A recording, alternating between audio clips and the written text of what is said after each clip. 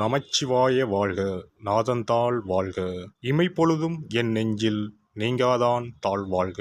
வாழ்க வளமுடன். அனைவருக்கும் இனிய வணக்கங்கள். கடன் இல்லாத மனிதனே இல்லை. பணக்காரனுக்கும் கூட அவன் தகுதிக்கு ஏற்ப கடன் நிச்சயமாக இருக்கும். கடனே இல்லாமல் நான் வாழ்ந்து காட்டுகிறேன் என்று நீங்கள் சவால் விட்டாலும் கிரகங்களும் விதியும் உங்களை எப்படியாவது கடன் வாங்க செய்துவிடும். அப்படி கடன் தொல்லையால் அவதிப்படுபவர்கள் ஏராளமாக இருக்கச் செய்கின்றார்கள்.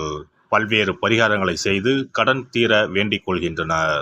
என்ன செய்தாலும் அவர்களுடைய கடன் மட்டும் தீர்ந்தபாடில்லை என்று புலம்புபவர்களுக்கு மிக எளிதாக செய்யக்கூடிய பரிகாரங்களை இந்த பதிவின் மூலம் பார்க்கலாம். கடன் வாங்காத மனிதர்களே இருக்க முடியாது என்பதுதான் யதார்த்தம்.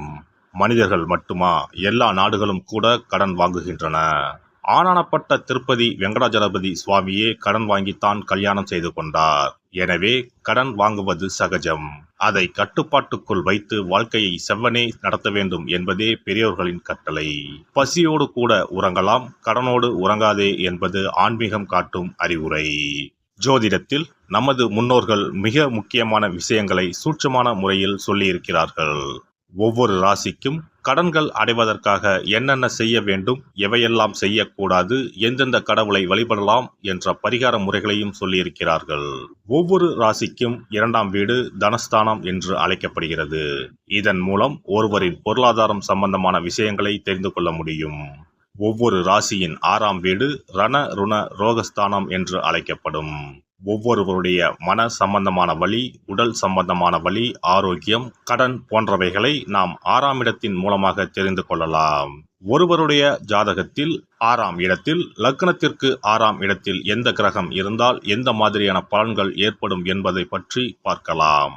6ஆம் இடத்தில் சூரியன் இருந்தால் வெப்பம் சம்பந்தமான விஷயங்கள், வெப்ப நோய் சம்பந்தமான விஷயங்களும், அரசு சார்ந்த கடன்களும் இருக்கலாம்.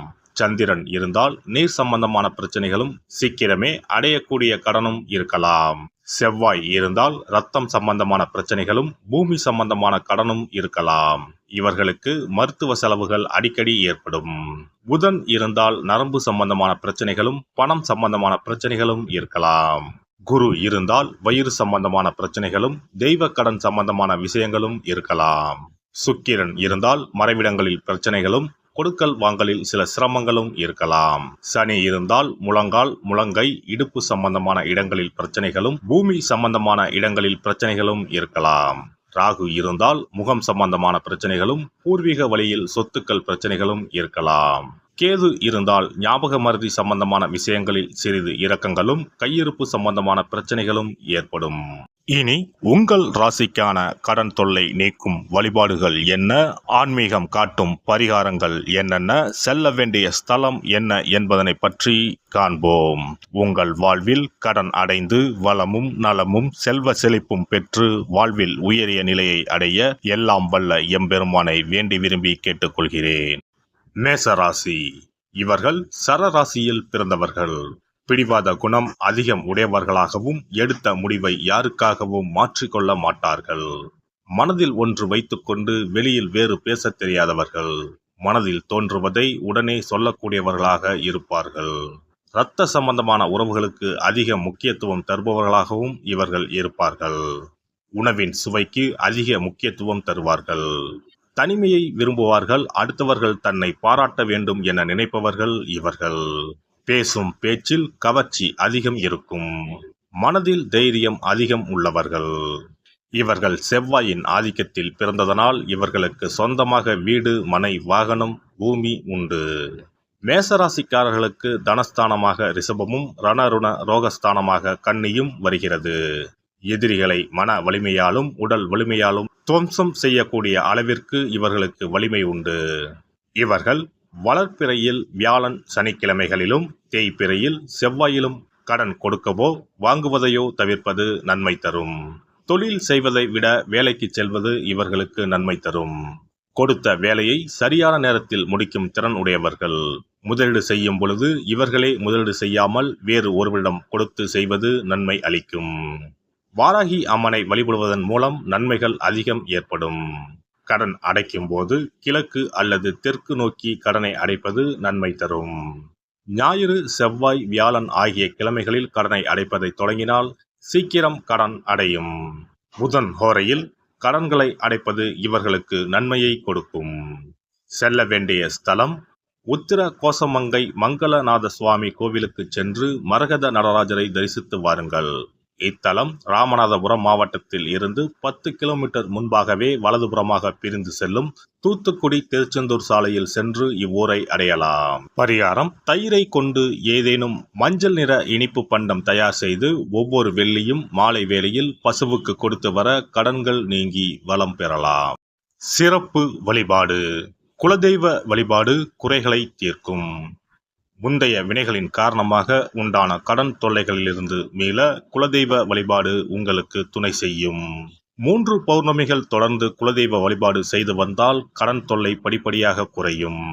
ஆண்டுக்கு ஒரு முறையாவது கட்டாயம் குலதெய்வ கோவிலுக்கு சென்று வர வேண்டும். குலதெய்வ கோவில் தூரமாக இருப்பவர்கள் அல்லது குலதெய்வமே தெரியாதவர்கள் 5 முக விளக்கு வைத்து நெய்யிட்டு தீபமேற்றி முடிந்த அளவு படையலிட்டு வழிபட வேண்டும். இப்படி 9 பௌர்ணமிகள் வழிபட்டு வந்தால் கட்டாயம் கடன்கள் அடைபடும். அது மட்டுமின்றி வரவேண்டிய கடன் பாக்கி இருந்தாலும் வசூலாகும். சங்கடங்கள் தீர்க்கும் சக்கரத்தாழ்வார் வழிபாடு: சனி மற்றும் புதன் கிழமைகளில் பெருமாள் கோவிலுக்கு சென்று அங்குள்ள சக்கரத்தாழ்வாரை தரிசித்து மனமுருகி வேண்டுங்கள். பிறகு அவரை 12 முறை வலம் வந்து வழிபடுங்கள். துளசி மாலை சாற்றி வேண்டிக் கொள்ளுங்கள். நிச்சயம் கடனால் உண்டான சங்கடங்கள் நீங்கும். கோமாதா வழிபாடு குறைகளை தீர்க்கும். செல்வத்தின் அம்சமான கோமாதாவின் வழிபாடு உங்களை நிச்சயம் காக்கும். காலையில் விழித்ததும் பசுமாட்டை காண்பது தீர்வு கொடுக்கும். மேலும் ஒரு முறையாவது பசுவுக்கு கீரையும் பழமும் கொடுப்பது நல்லது. திருமகள் உரையும் பசுவின் பின்புறத்தை தொட்டு வணங்குவதும் செல்வம் சேர வழி தரும். குளிகை நேரத்தில் வாங்கிய கடனில் ஒரு பங்கை அடையுங்கள். நிச்சயம் முழு கடனும் தீரும். அதுபோல குளிகை நேரத்தில் கடனே வாங்காதீர்கள். அடகு வைத்த நகைகள் வீடு வந்ததும் நன்கு சுத்தம் செய்து மஞ்சள் நீரில் போட்டு பூஜை அறையில் ஒரு நாள் வைத்த பிறகே உபயோகப்படுத்துங்கள். வீட்டை எப்போதும் சுத்தமாகவும் தெய்வ கடாட்சமாகவும் வைத்துக் கொள்ளுங்கள். திருமகள் தங்கும்படி உங்கள் சுற்றமும் செயலும் இருக்கும்படி பார்த்து கொள்ளுங்கள். கடன் தீரும் வரை பூஜை அறையில் மஞ்சள் பொடியால் அக்ஷயம் என்று எழுதி வாருங்கள். தோரண கணபதியை அன்றாடம் விளக்கேற்றி வழிபடுங்கள். சதுர்த்தி நாட்களில் நைவேத்தியம் சமர்ப்பித்து வழிபடுங்கள். நிச்சயம் கடன் தீரும். ருண விமோசன பைரவர் வழிபாடு கட்டாயமாக உங்களின் எல்லா கடன்களையும் தீர்க்க உதவும். அதுபோல பிரதோஷ வழிபாடு நிச்சயம் எத்தனை பெரிய கடன்களையும் படிப்படியாக தீர்க்க உதவும். அதுபோல பஞ்சமி தினத்தில் அம்பிகையை எண்ணி விளக்கேற்றி வழிபட்டால் கடன் பிரச்சனைகள் தீரும். வெண்கலம் அல்லது பித்தளை விளக்கு வாங்கி வசதியில்லாத சிவாலயத்துக்கு தானம் கொடுக்கலாம். செவ்வாய் பகவானின் திருவருள் இருந்தால் கடன் இல்லாத வாழ்க்கை அமையும். விரய செலவுகள் குறையும். எனவே செவ்வாய் தோறும் செவ்வாயின் அதிபதியான முருகப்பெருமானை வணங்கி வேண்டலாம். சஷ்டி கவசம் பாடி சஷ்டி விரதம் இருப்பதும் கடன் சுமைகளை அறவே ஒழித்துவிடும்.